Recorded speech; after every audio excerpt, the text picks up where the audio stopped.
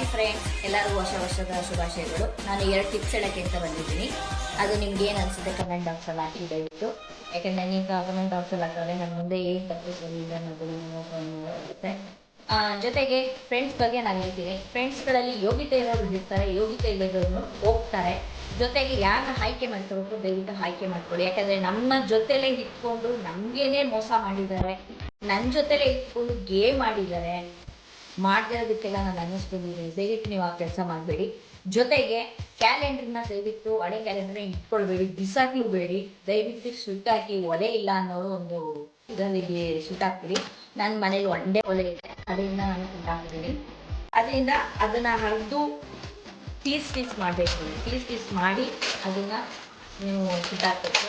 ನಿಮಗೇನು ಅನಿಸುತ್ತೆ ದಯವಿಟ್ಟು ಅದು ಕಮೆಂಟ್ ಬಾಕ್ಸಲ್ಲಿ ಹಾಕಿ. ನಿಮ್ಮ ಸಪೋರ್ಟ್ ನನಗಿರಲಿ. ಓಕೆ ಫ್ರೆಂಡ್ಸ್, ಲೈಕ್ ಶೇರ್ ಮಾಡಿ.